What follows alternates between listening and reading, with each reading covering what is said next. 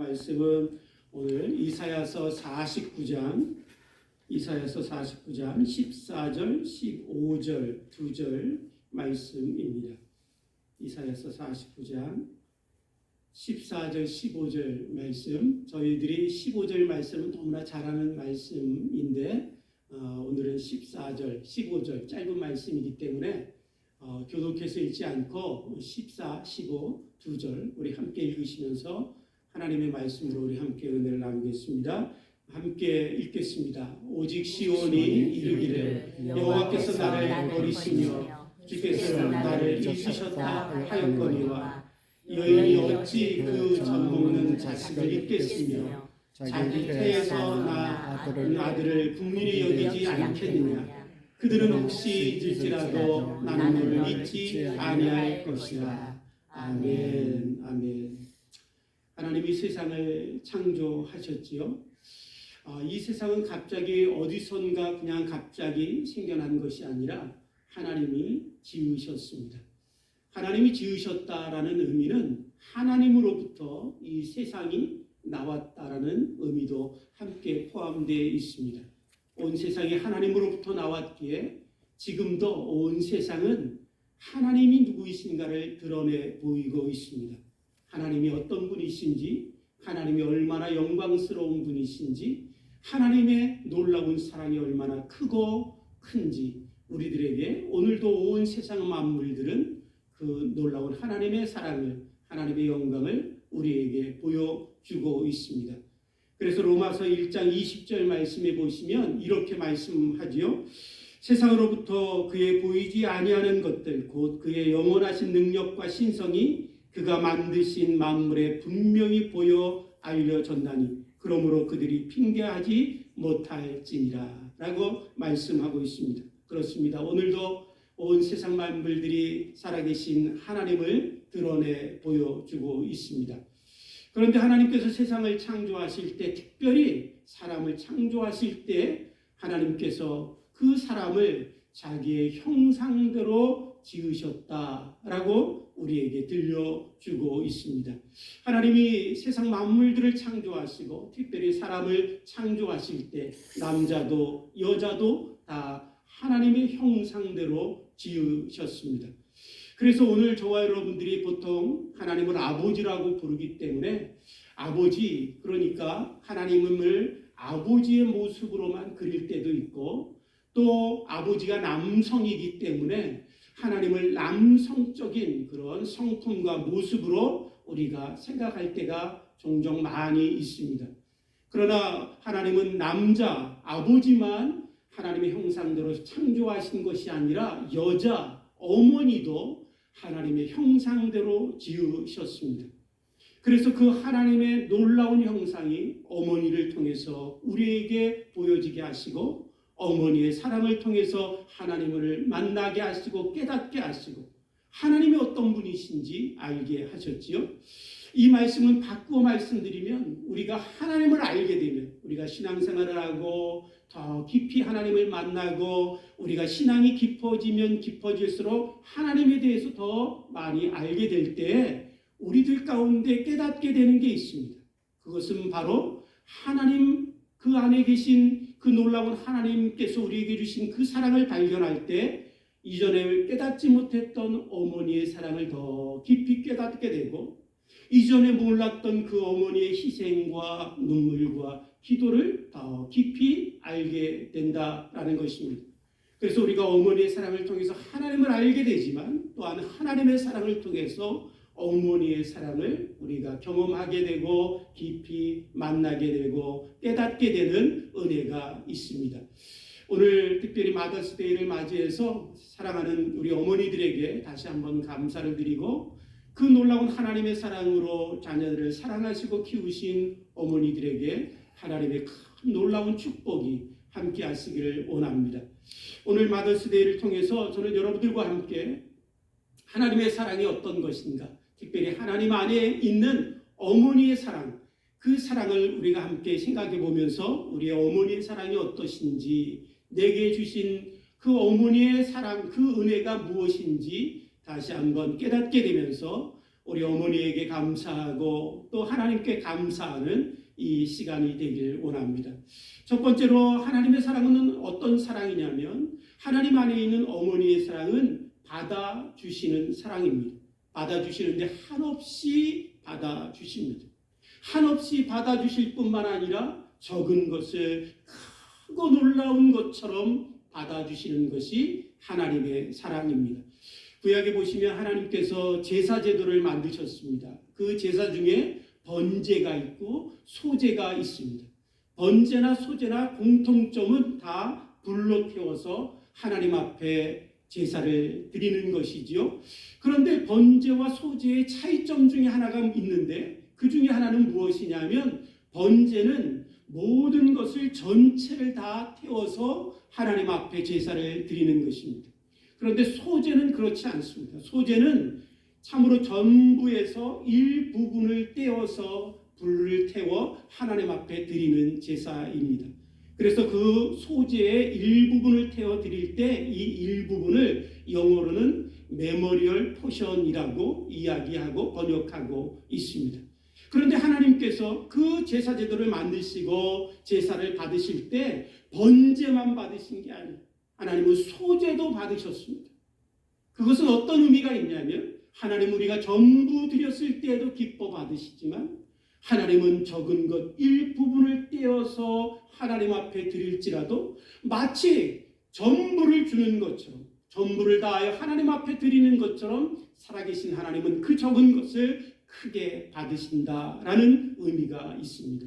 사랑하는 성도 여러분, 오늘 저와 여러분들이 살아가는 일주일을 생각해 보면 우리가 주일날 그러면 오늘 이 썬데이를 주일이라고 생각하고 나머지 날들은 주일이 아닌 것처럼 생각하지만 그러나 사랑하는 성도 여러분, 모든 하루하루가 일주일의 모든 날들이 다 주의 날입니다. 주께서 주셨고 주께서 영광을 받으시고 주를 예배하고 찬양해야 될 날들이 일주일 전체가 다 주의 날이지요. 그런데 우리가 일주일에 하루를 구별하여 드리면서 이 날이 주의 날입니다. 그리고 시간을 정하여 이 시간에 나와 이렇게 예배 드릴 때 하나님은 마치 일주일 전부를 하나님 앞에 드리는 것처럼 우리 예배를 기뻐 받아 주신다라는 것입니다. 11조도 그렇습니다. 10분의 1을 떼어 하나님 앞에 드릴 때 하나님은 그 10분의 1을 받는 것처럼 받으시는 분이 아니라 마치 10의 10을 전부를 다하여 하나님 앞에 드리는 것처럼 그 자식이 드리는 그 참으로 11조를 하나님이 기뻐 받으시지요. 하나님의 사랑이 그렇게 적은 것을 크게 받으시는 것처럼 저희들의 어머니의 사랑도 그런 것 같습니다. 참으로 우리를 낳으실 때 고통 가운데 낳으셨지만 기르실 때 그 고통은 다 잊어버리고 불면 날아갈까 쥐면 터질까 정성을 다하여 기르시면서 참으로 자식들을 먹이기 위해서 먹지 못하고 입지 못하고 그렇게도 자신들이 하고 싶었던 것 하는 것 다 포기하고 자신의 생애를 다 자식한테 주셨습니다. 그런데 어느 날 자식이 그 어머니에게 조그만 것 하나 구별하여 어머니한테 드리면 그 어머니는 마치 그것이 그 모든 것을 다 주는 것처럼 그것을 크게 받으시며 오히려 그것을 주는 자식의 그 참으로 선물로 인하여 오히려 미안한 마음까지도 갖는 것이 어머니의 마음이지요. 사랑하는 성도 여러분, 설문조사를 보니까 설문조사 3년 동안 어머니가 받고 싶은 선물이 있어요. 자녀들에게. 1위가 뭔지 아세요? 예, 뭐니 해도 뭐니예요. 뭐니 해도 뭐니예요. 3년 동안 1등이에요. 그런데 2등이 뭐냐면 손편지예요. 손편지. 그래서 어떤 분이 그러시더라고요. 손편지를 쓰고 거기에다가 현금을 넣어서 어머니한테 드리면 최고입니다. 그런 얘기 하시더라고요.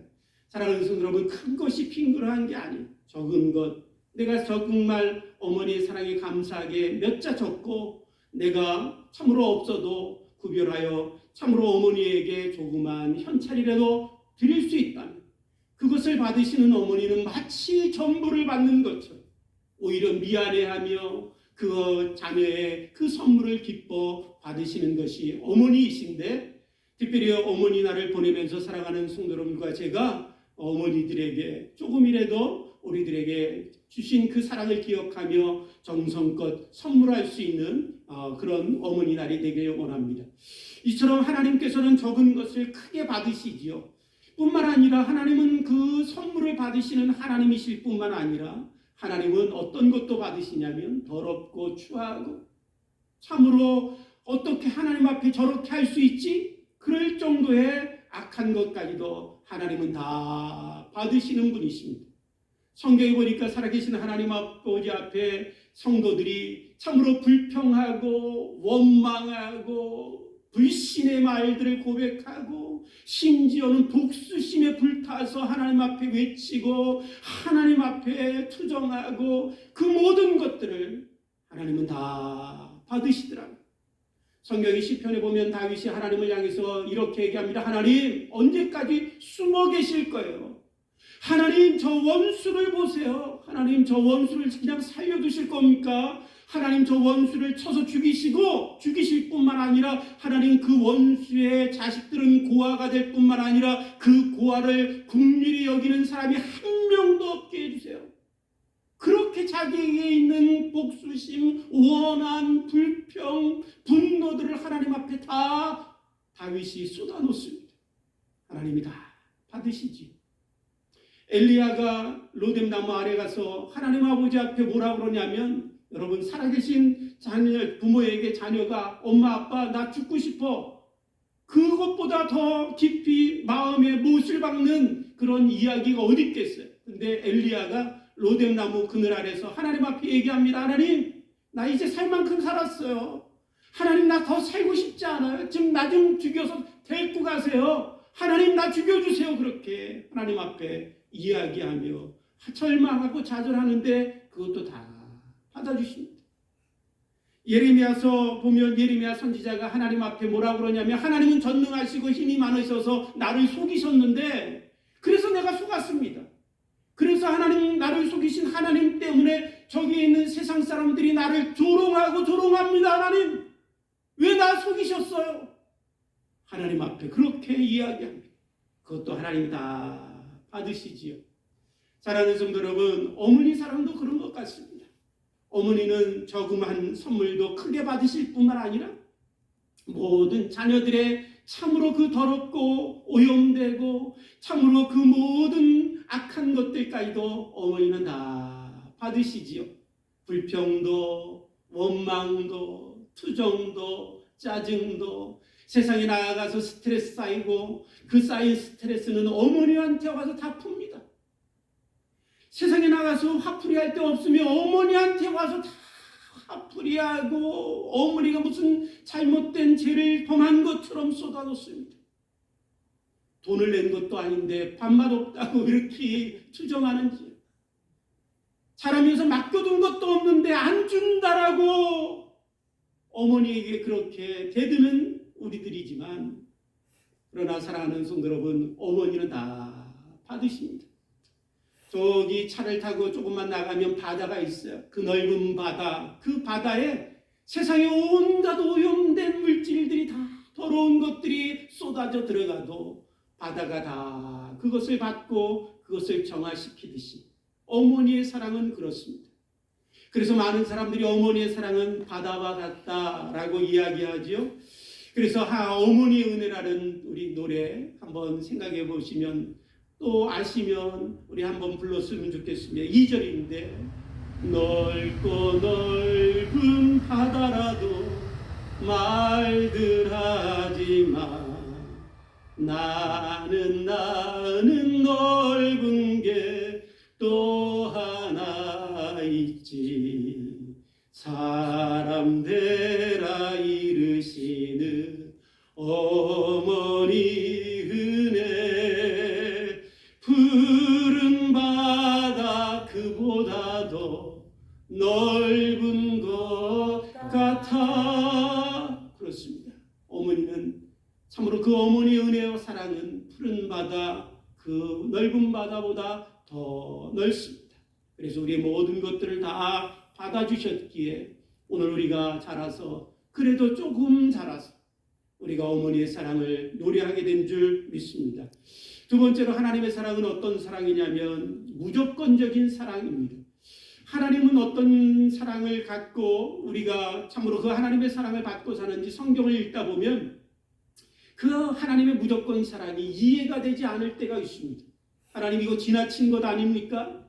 하나님 이거 이성적인 하나님이 아니신 것 같아요. 그렇게 우리가 하나님의 사랑을 참으로 받을 때 마치 하나님께서는 이성적이지 않은 분처럼 여기질 정도로 하나님은 자기 자식, 자기 사랑하는 자녀들만 보이는 것이 하나님의 사랑인 것 같습니다. 그래서 창세기 20장에 보면 아브라함이 자기 아내를 데리고 그랄 땅으로 내려갑니다. 그 그랄 땅으로 내려갔는데 아내가 너무 예쁘니까 그 그랄 땅의 왕이 혹시 자기 아내 사라를 인해서 자기를 죽일까 봐 아내를 자기 누이라고 속이지요. 그래서 그 그랄 땅의 왕 아비멜렉이 이 사라를 데려다가 자기의 참으로 부인으로 삼으려고 합니다. 그때 이제 사라를 데려간 그 아비멜렉에게 하나님이 꿈으로 나타나셔서 말씀하십니다.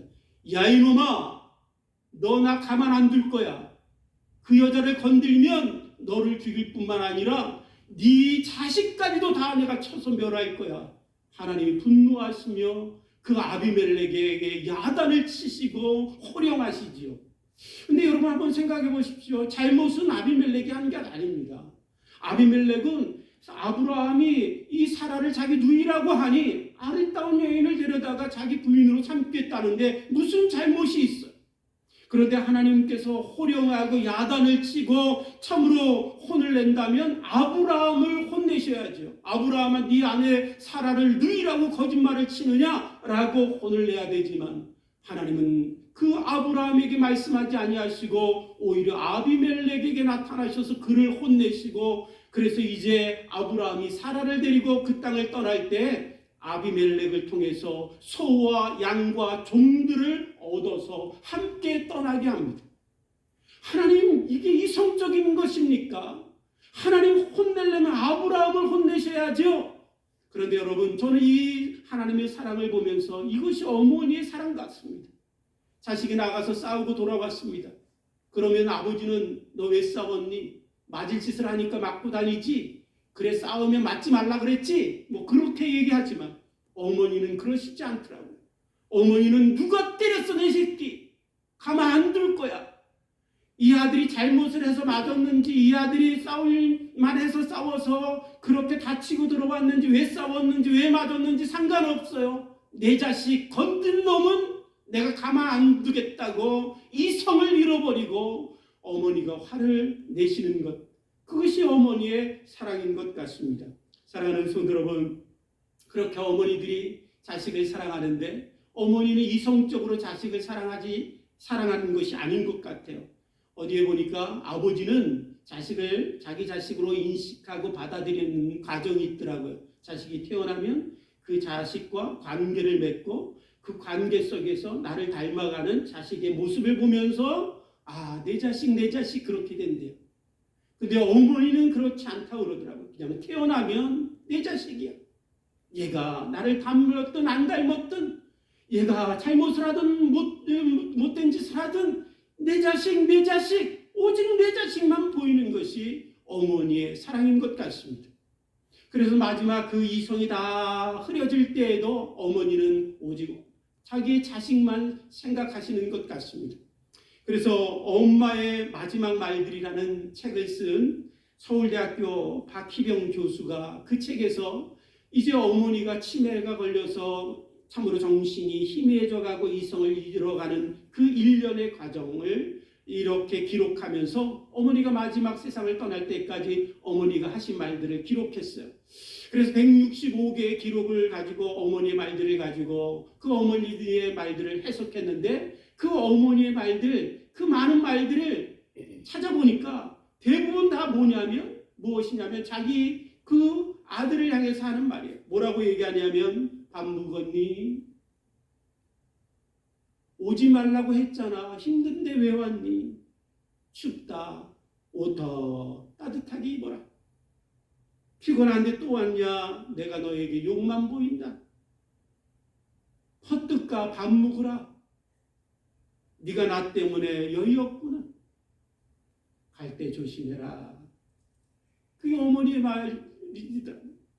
사랑하는 성도 여러분, 어머니는 이성을 놓을 때까지, 이성이 희미해져서 그 모든 것들이 남아있지 않을 때에도 오직 자식 걱정, 내 자식 걱정만 하는 것이 어머니의 사랑이지요. 사랑하는 성도 여러분, 이 놀라운 어머니의 사랑에 우리가 다시 한번 감사할 수 있는 이 시간이 되길 원합니다. 마지막으로 하나님의 사랑은 어떤 사랑이냐면 끝까지 지키시는 사랑입니다.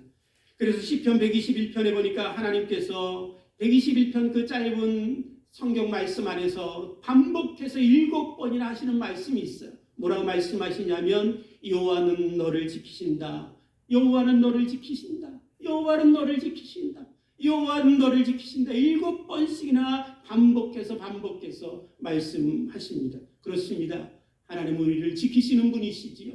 자기 자녀들을 위하여 자신의 생명까지도 십자가에 내어주시면서 그 사랑으로 우리를 지키셨습니다. 그 놀라운 사랑으로 인해서 우리가 믿음을 갖고 생명을 얻었고 오늘도 하나님 아버지 앞에 나와 예배드리며 오늘도 영원한 생명 가운데 오늘도 우리가 살아갈 수 있게 되었습니다. 어머니의 사랑도 그렇습니다. 제가 목회를 하면서 많은 장애인들 아이들을 만날 수 있는 일들이 있었는데 그 장애인들, 특별히 자폐아 아이들을 가진 그 부모님들을 만날 때가 많았는데 그 자폐아 아이들 가운데 자기 부모를 향해서 엄마, 아빠 그거 자체를 못하는 애들이 많았어요. 그런데 유독 그 자폐아나 장애인 옆에는 누가 있냐면 죄송하지만 아빠들은 별로 없더라고요. 죄송합니다. 근데 엄마들은 꼭 있어요. 그리고 저한테도 얘기하는데 그분들의 소원은 내 자식보다 하루 더 사는 것입니다. 그렇게 얘기하시더라고요. 무슨 말씀이요? 이 아이를 내가 끝까지 지켜야 되겠는데 이 아이들보다 내가 하루라도 더 살아야 되겠습니다. 그것이 그 어머니들의 간절한 소원이었더라고요. 사랑하는 성도 여러분, 어머니는 그렇게 우리를 끝까지 지키시기를 원하시지요. 그래서 그 놀라운 사랑으로 인해서 끝까지 일하는 것을 놓지 못해요. 그리고 그 일하는 것들을 통해서 자녀들에게 제가 어머니들을 보면서 질문하는 거 싶은 것들이 있었어요. 이 말씀을 준비하면서 뭐냐면 왜 엄마들은 그렇게 자녀들에게 밥 먹이는 것에 집착하세요? 그냥 아이들이 싫다 그래도 계속 먹어라. 엄마 싫어, 짜증나, 정말 미치겠어. 그런데도 갖다가 먹이고 계속 먹여요. 궁금했어요. 어머니의 사랑은 뭐기에 이렇게 집착처럼 보이는 그 사랑으로 자녀들을 미치게 할까? 왜 그러신가 물어봤어요. 많은 분들이 대답을 잘 안 하시더라고요. 근데 저는 개인적으로 이렇게 정답을 얻었습니다. 어머니는 자녀를 지키길 원하는구나. 이 먹이는 것을 통해서 자녀들이 생명과 연결되어 있는 이 먹는 것을 통해서 건강을 지키고 저들의 삶을 지키고 저들이 살아갈 수 있도록 지키고 끊임없이 모든 것들을 다 주어 그 아이들을 지킬 수 있다면 다 주고 싶지만 가진 것이 밥이기에 그 밥이라도 끊임없이 먹이려고 하는 그 어머니의 사랑, 그것이 어머니의 사랑이 아닌가 생각해 봅니다. 저도 어린 시절 어렵고 힘든 가정에서 자랐습니다. 그러면서도 어머니는 먹지 못하고 지금도 생각납니다. 먹을 게 없어서 상추 이만큼 싸서 드시면서 나는 상추가 맛있다 그러시더라고요. 어린 날 진짜 상추가 맛있는 줄 알았어요. 저 맛없는 상추를 왜 이렇게 먹어대시지? 저는 그 상추가 싫었습니다.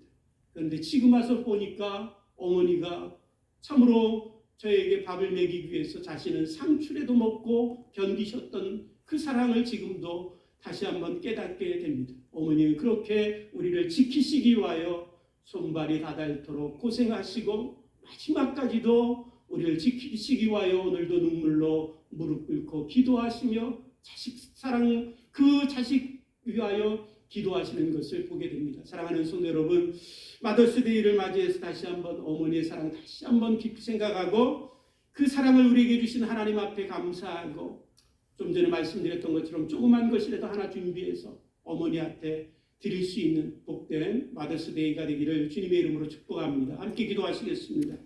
하나님 아버지 감사합니다. 주님의 은혜 가운데 저희들에게 어머니를 주시고 그 어머니를 통해서 우리를 이 땅에 태어나게 하시고 그 어머니의 사랑을 인해서 손발이 닿도록 고생하시며 키우신 그 어머니의 사랑을 인해서 우리가 이 자리에 있습니다.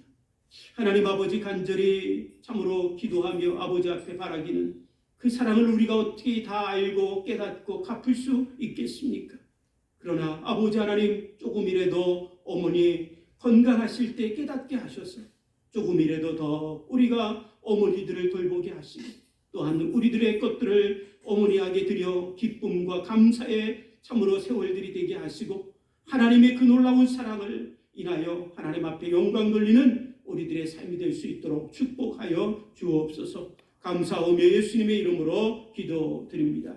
아멘.